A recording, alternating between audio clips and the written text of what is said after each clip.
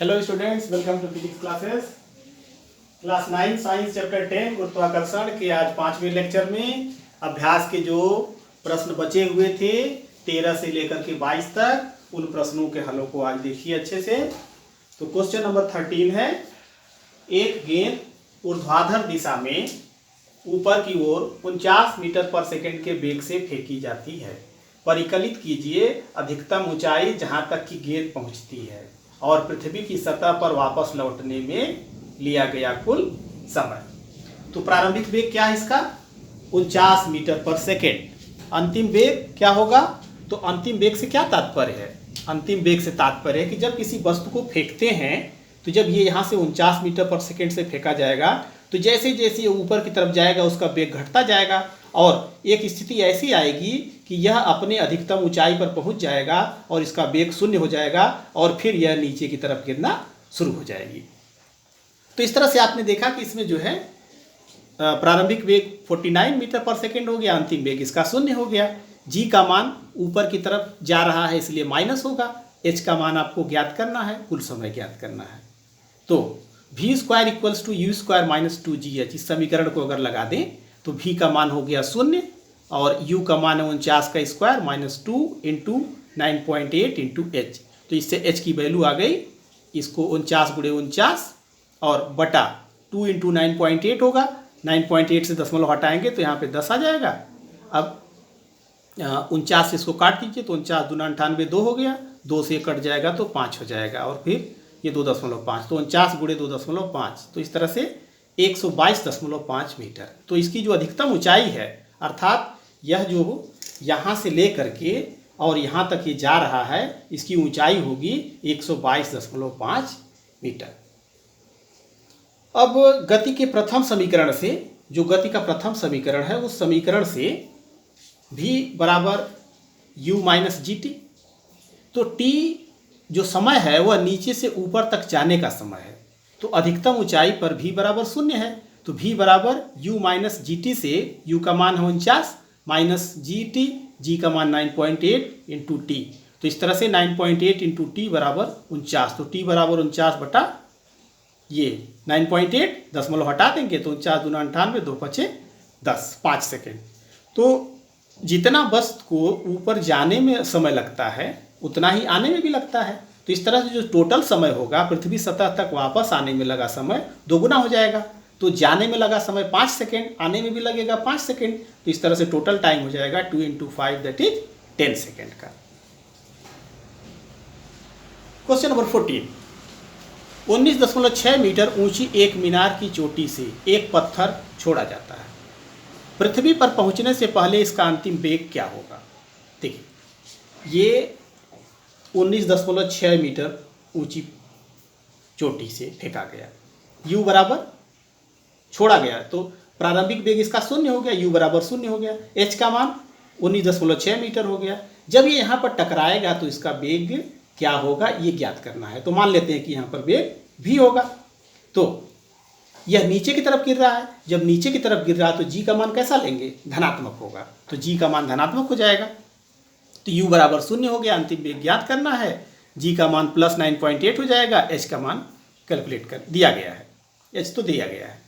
तो v square equals to u square plus 2gh, तो v square u की जगह पर 0 और ये हो गया आपका -2 इंटू 9.8 इंटू 9.6, ये 19.6 ये वैल्यू हो गई। तो ये वैल्यू जो है यहाँ पर ये प्लस है, जी का मान धनात्मक होगा। तो इस तरह से v स्क्वायर इक्वल्स टू 19.6 गुणे 19.6, यानी इसका इसमें गुणा कर देंगे तो 19.6 गुणे 19.6, तो v बराबर अंडर रूट कर लेंगे तो एक आ जाएगा बाहर, तो 19.6 मीटर पर सेकेंड। अर्थात जब ये यहाँ से गिरेगा तो जब पृथ्वी से टकराएगा तो इसका जो अंतिम वेग होगा यह 19.6 मीटर पर सेकेंड होगा।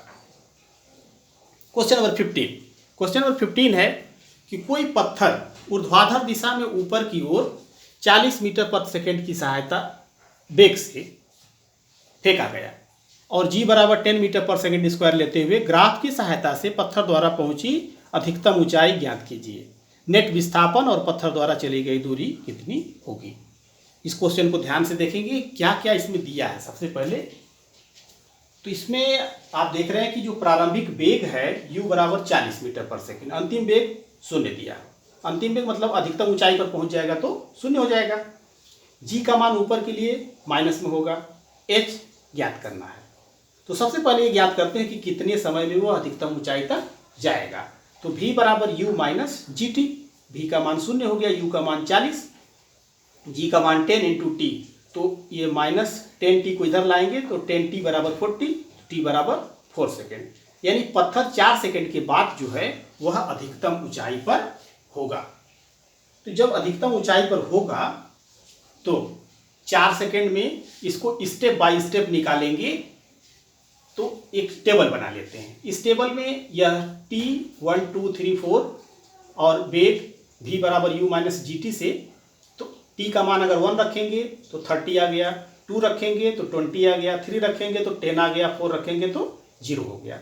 इसका मतलब कि अगर हम इसमें ग्राफ प्लाट करें, समय को इधर दिखा दें, समय को x अक्ष पर और वेग को जो है y अक्ष पर दिखा दें, तो 1 सेकेंड पर, 2 सेकेंड पर, 3 सेकेंड पर, 4 सेकेंड पर।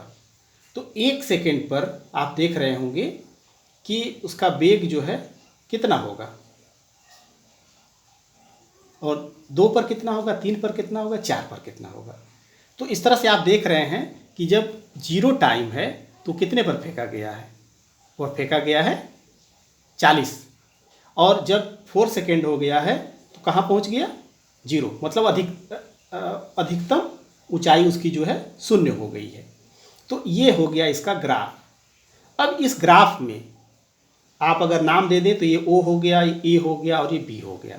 तो ग्राफ द्वारा जो अधिकतम दूरी है यह त्रिभुज OAB का क्षेत्रफल बताएगा, और त्रिभुज का क्षेत्रफल हो गया 1/2 लंब गुणे आधार, तो 1/2 गुणे 4 गुणे 40, तो ये हो गया 80 मीटर।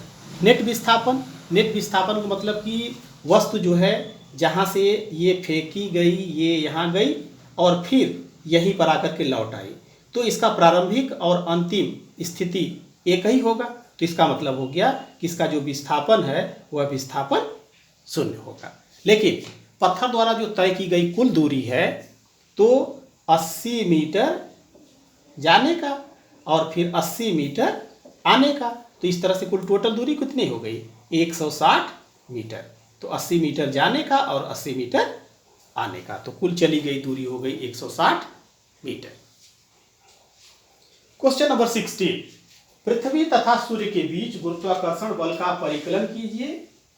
और इसमें दिया गया है पृथ्वी का द्रव्यमान 6 × 10⁻24 किलोग्राम, सूर्य का द्रव्यमान 2 × 10⁻30 किलोग्राम, और दोनों के बीच की औसत दूरी 1.5 × 10⁻11 मीटर।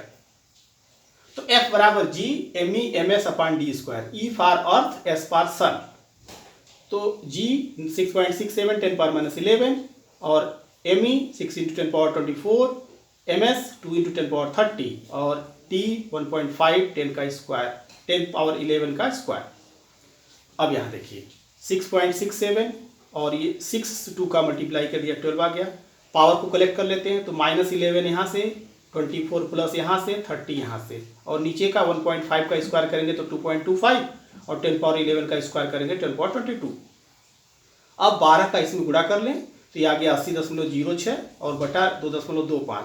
ऊपर से पावर इसका बच गया 30 और 20 50, 50 54, 54 में से 11 निकल जाएगा तो 43 बच जाएगा, प्लस इस 22 को जब ऊपर ले जाएंगे तो ये माइनस हो जाएगा। 43 में से 22 गया, यहाँ पर 21 आ गया।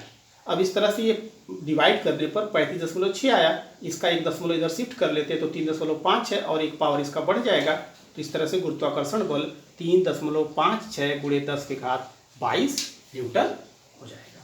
तो दोनों के बीच जो गुरुत्वाकर्षण बल होगा यह 3.56 और × 10⁻22 न्यूटन, जो कि देख रहे हैं बहुत ही अधिक है। कोई पत्थर 100 मीटर ऊंची किसी मीनार की चोटी से गिराया गया और उसी समय कोई दूसरा पत्थर 25 मीटर पर सेकंड के वेग से ऊर्ध्वाधर दिशा में ऊपर की ओर फेंका गया। परिकलन कीजिए कि दोनों पत्थर कब और कहाँ मिलेंगे। बहुत ही इंपॉर्टेंट क्वेश्चन है। एक पत्थर ऊपर से गिराया जा रहा है और दूसरा पत्थर नीचे से ऊपर की ओर फेंका जा रहा है। तो क्या करें, दोनों के लिए अलग अलग कैलकुलेशन करते हैं।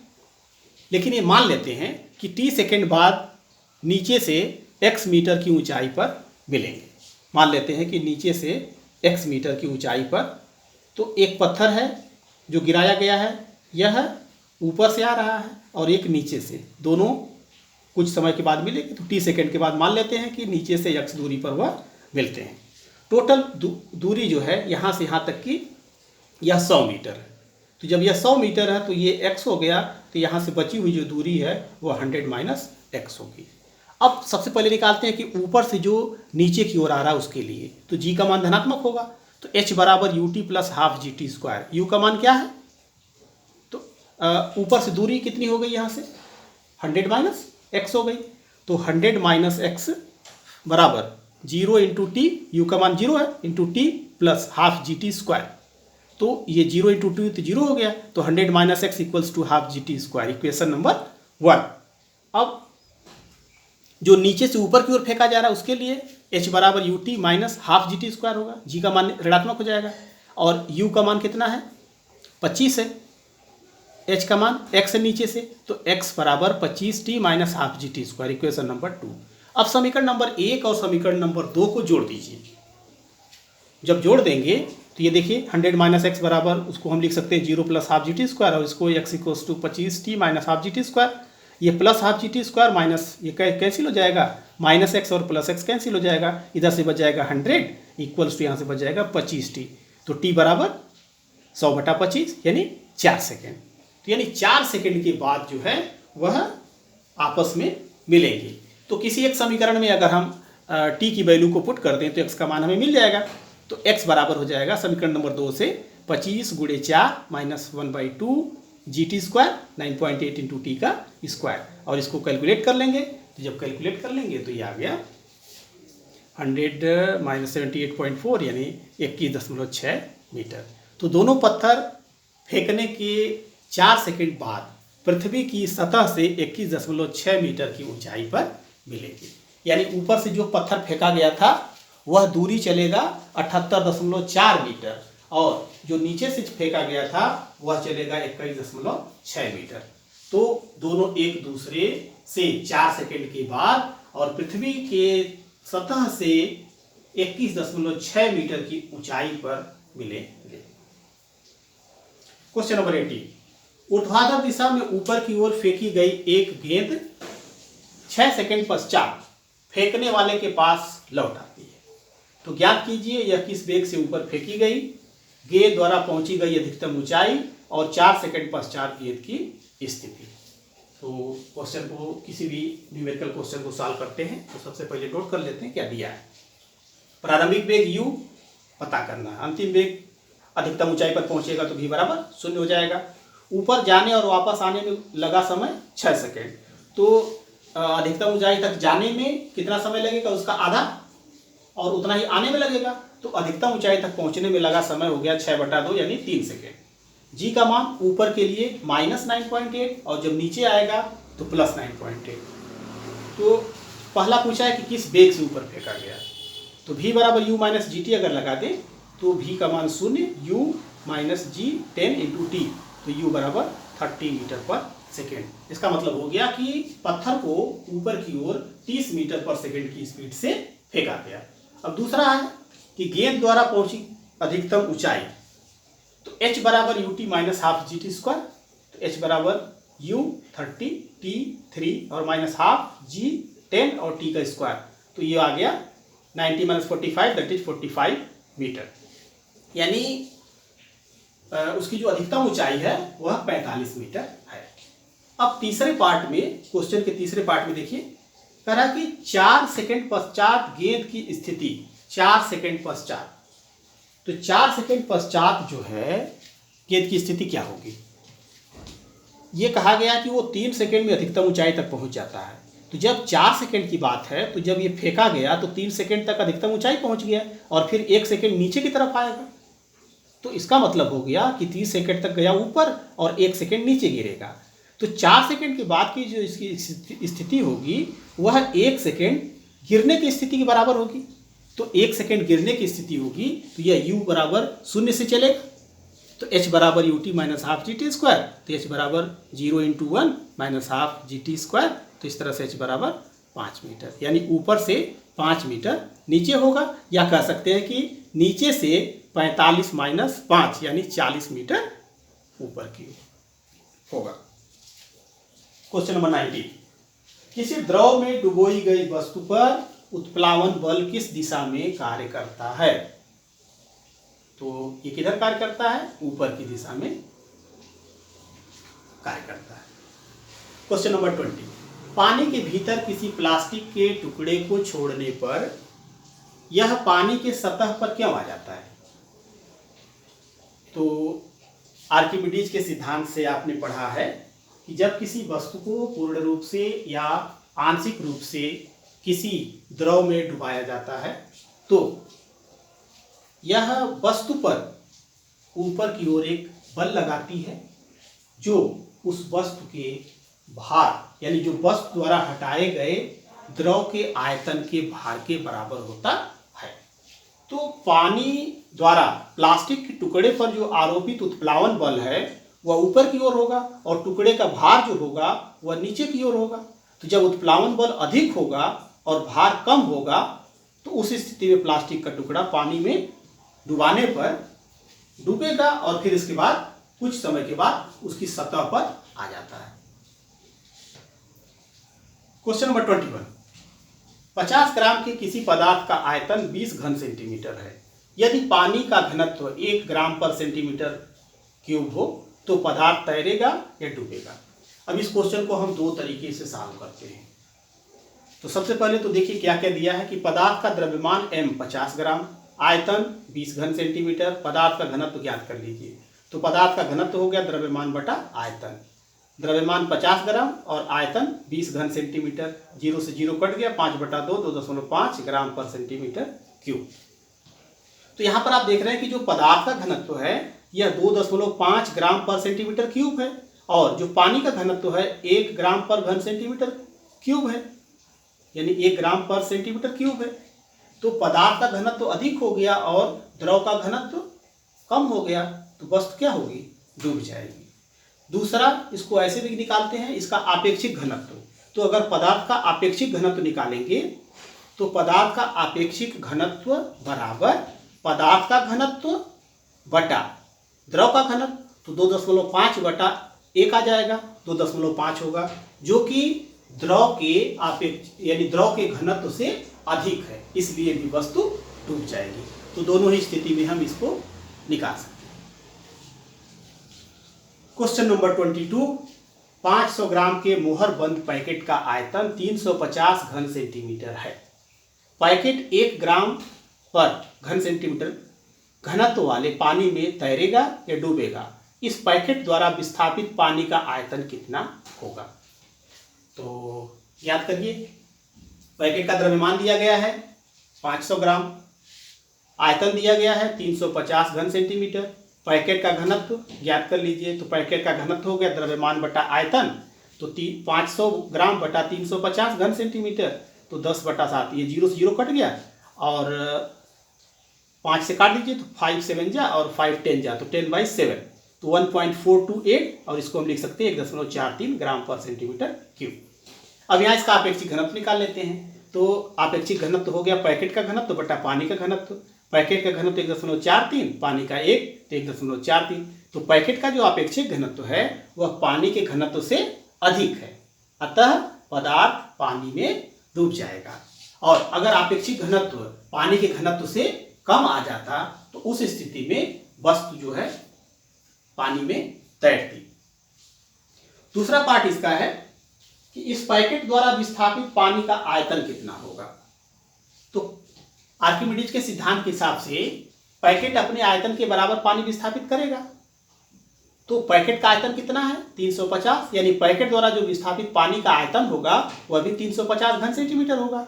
अब इस पानी का भार कितना, द्रव्यमान कितना होगा?